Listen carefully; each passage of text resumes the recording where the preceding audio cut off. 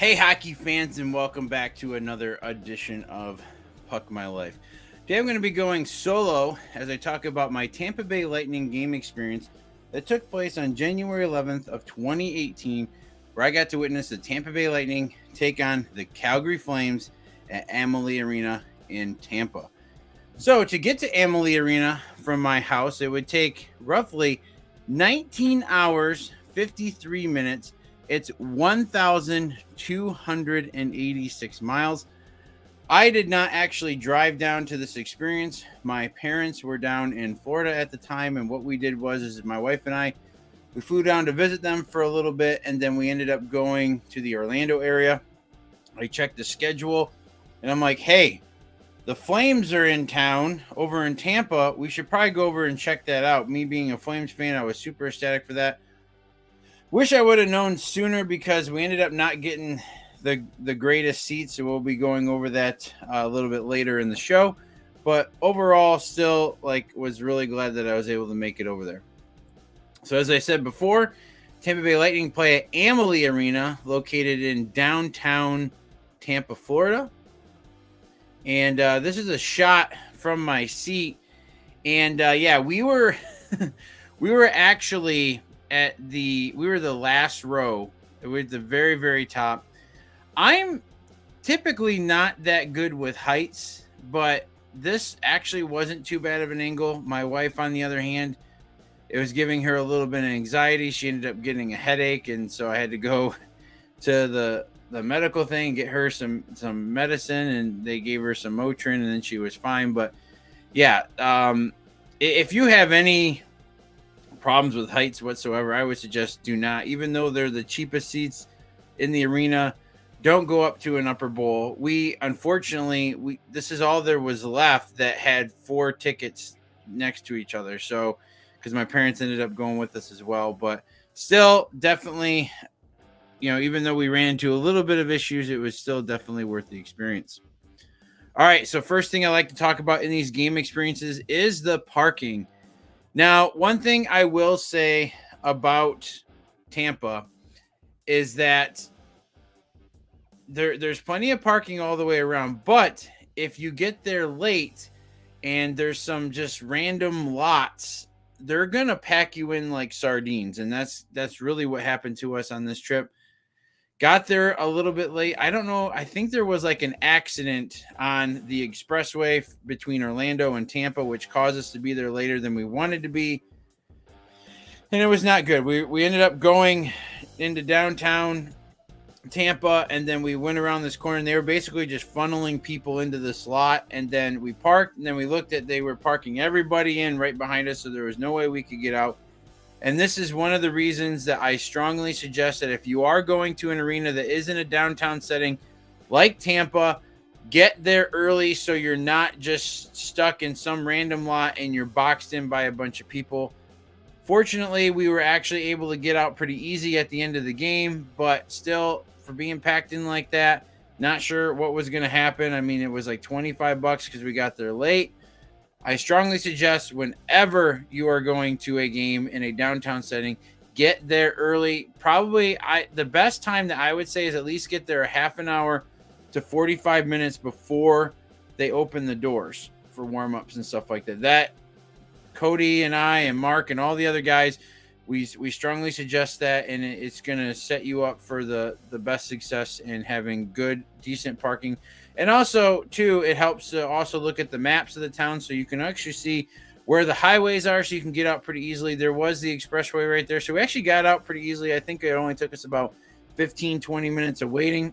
Once we got back to the car, the whole front row that was parked in front of us was all gone, and then it was our turn. So it actually wasn't too bad, but we weren't sure at the time when we first got there, especially when they're parking us in that tight. You just never know. But if you don't want to deal with that, get there early, get to a regular lot or one of the many parking garages that you can see around here. Typically, it's around $20 to $50 for parking. The closer you are to the arena, obviously, the more you're going to pay. Next up is tickets. So for these guys, their tickets really aren't all that bad, especially with all the success that they've had. They do have an energetic crowd that ends up showing up to every game, and they fill out the arena almost every night. So you can see here some of the tickets. I mean, these are Upper Bowl tickets. So, I mean, $50 for Upper Bowl still is kind of expensive, but you also got to figure that these guys are one of the hottest teams in the league with their Stanley Cup runs over the last few years. So tickets are going to be a little bit expensive. This is just a mock-up that I did. So this is if you were to go on Tuesday, October 18th at 7 p.m. against, who are they playing on this one? It's against the Flyers.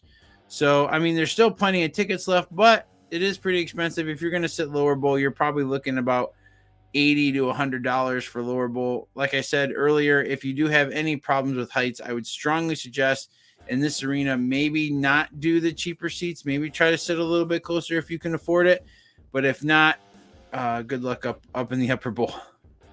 All right, merch.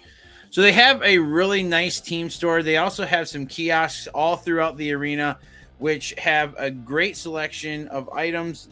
So this was really early on in my going to the arenas, and this was before I started Puck My Life and everything. And I hadn't really been collecting any of the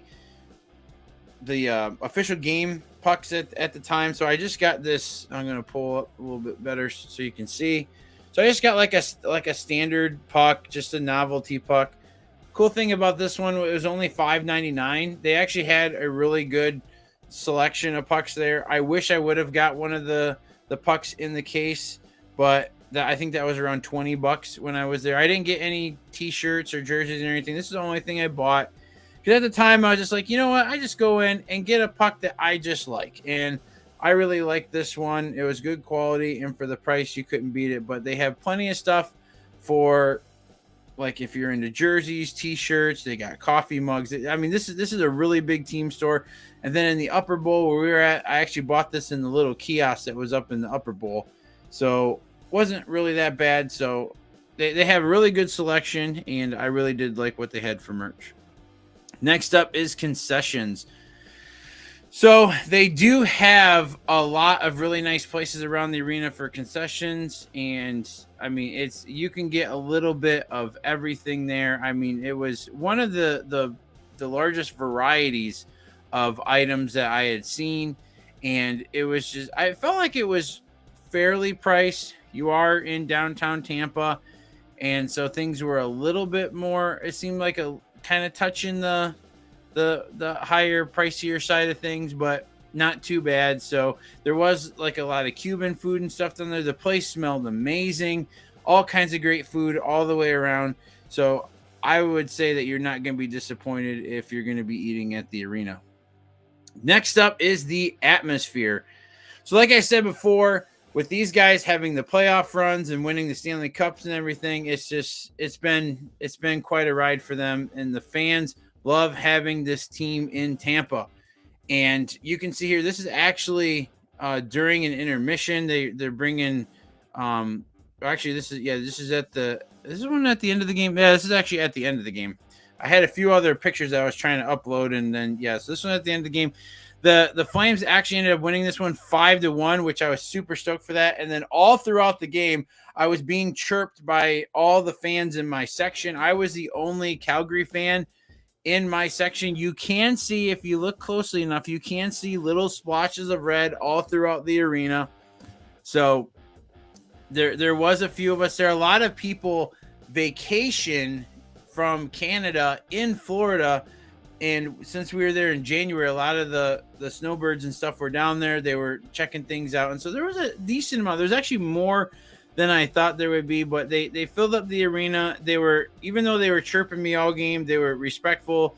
Didn't have any beer spilt on me like I did in Pittsburgh, but it's still like they had a great group of fans. So this is the only like close-up picture I could really find of this. So they have this like Tesla machine that just creates lightning in the arena, which is really cool. It can get loud at times. So I'm not really sure exactly. I think it was on the right side of where we were at, but just really neat to see something like this that, playing off their theme of being the Lightning and everything.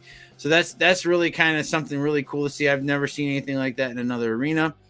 And then one thing that they really did well was their their presentation for the intros and everything, like from using their main screen to the projection on the ice, and incorporating the LED lights all the way around the ring. So they have the lower ring and then the upper ring, and then they use both of those in conjunction with their intros and everything. And it was just really cool. It was definitely something worth seeing. I mean, that was just amazing. One of the best pre-games that I had probably seen to date. All right, so let's get into the puck score that I gave them. So I gave them a 7 out of 10 for parking, 8 for tickets, 9 for merch, a 9 for concessions, and a 10 for atmosphere, rounding them off with 43. And then we look at the X factor, wow factor. I gave them a 3 out of 5 because of the Lightning machine and the way that they did their intros and incorporated the Jumbotron and all the other LED screens throughout the arena. It was just really cool. If you ever do get a chance and you're in Tampa, go and check out a game. I strongly recommend it. It was a great experience, and I really look forward to going back. All right, guys, mark your calendars for this month and here in October. And tonight I'm actually going to be going to see Michigan play. They're playing the Windsor Lancers in Ann Arbor at Yost Arena. That'll be the first time I'm there. And then next week, you can actually catch me and Cody. We're going to be in Montreal, Canada next week, guys, checking out the Canadiens on Tuesday night. We're actually going to be leaving late Monday night to try to get a head start on the 10-hour drive that'll take us to get out there. And you can catch us in Montreal at the Bell Center on Tuesday night. We're watching the Canadiens take on, who are they playing? The Senators. And then I think it's pronounced Blainesville Armada. And then they're playing, I forget the name of the team. It blanks me, but it's a team that they have a like a coyote or wolf as their logo. I can't remember what the name of that was, but yeah, we'll get to that one later when we do the game experience. And then the following week on Thursday, October 13th, you can catch us down for the first ever home game of the Motor City Rockers as they take on the Port Huron Prowlers. And then the following week, this isn't 100% set in stone yet. All the other games we have tickets for right now up to this one. The Flint Firebirds will be playing the Sarnia Sting that night. That one's still up in the air whether we're going to go to that. And then I am going to be in Wisconsin for a few days. It's looking like the 27th through the 30th as my wife and I go and visit some of her friends in the Madison, Wisconsin area. And Saturday night, we will be watching the Wisconsin Badgers take on the Minnesota Golden Gophers in Madison, Wisconsin. We tried to see them last year when we went to go visit her friends. Unfortunately, they weren't in town, but we were able to see the Madison Capitals. So if you want to go and check out that game experience and head over to the main page, and you can find that one under our USHL game experience tab there. If you haven't already, head on over to Instagram and follow us at PuckMyLife. And we'll be adding a few more banners to this. I am super excited. Tonight we'll be adding the NCAA banner to start our run going through the NCAA D1 teams. And then we will be adding, in the middle of the month, the Federal Prospect League banner. And then next week, I'm super excited to be adding the QMJHL, the Quebec Major Junior League banner to our page. I was not expecting us to be going to this game at all. So I am super stoked that we're going to be doing that. We already got our tickets and everything. It is locked in. We are ready to go. And we will be in Montreal next week. So that wraps everything up for tonight's game experience. I hope you guys enjoyed yourselves here at the Puck My Life YouTube channel. If you have any questions or comments, please feel free to leave them below. Or if you want to get back to us a little quicker, it's easier to contact us on Instagram at Puck My Life. We have a lot of really cool stuff coming up. I'm looking at the board over here. We have potentially 34 teams that we're going to be looking at going to this season. I don't think we're going to be able to get to them all. I was looking through my notes and trying to figure out what exactly my goals were for this upcoming season. I'm going to share those with you. If you haven't already, you can check the first video on our page, and it discusses a lot of our story and some of the goals that we have, and then what we were able to do last year and what we're looking to do this year. But I kind of wanted to go through and share what I had for my goals, because things have kind of changed a little bit now that the border is opening up more for Canada travel and everything. It's really like I had a section over here on the board that had the OHL, and I just had the Otters listed because they're the only team left that we had to see in the States. And then once it opened up for the whole Canadian thing, actually today, that it just threw on a bunch more teams. So right now, this is what we had on that first video for my goals. I want to try to do 15 new arenas, at least 2 games per month minimum, and then 2 new NHL teams, 3 new leagues, seeing games in 2 different states that I've never visited before for hockey, and then at least 30 games attended for the season. And right now it's looking pretty good. So with the as far as the 3 new leagues, watching the NCAA tonight, the Q next week, and then the following week, the Federal Prospect League, I'll have that goal done by the end of the month of October. And then some of these other ones, it's starting to add up pretty quick. So I'm not sure exactly what's going to happen this season. Like I said, a few of those games we've already confirmed. We already got tickets for, so you can check us out at those games. Feel free to hit us up if you guys want to do a meetup. Just say hi, something like that. Just let us know. And yeah, stick around, guys. Join us on this hockey jersey that we do, and it's just all for the love of hockey.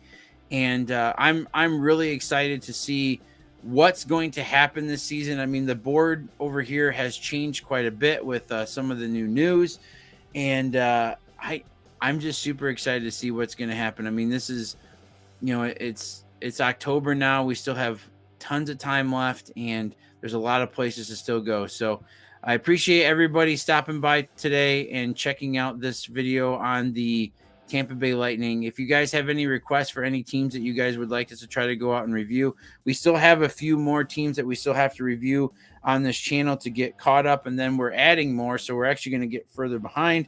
But we still have Detroit Red Wings to go, Saginaw Spirit, the Flint Firebirds, and the Sarnia Sting just to get caught up. And then we'll be incorporating a few of these new ones that we're doing this month a little bit later. So you guys have a great rest of your day. Enjoy your weekend, and we'll see you in the next one. Bye.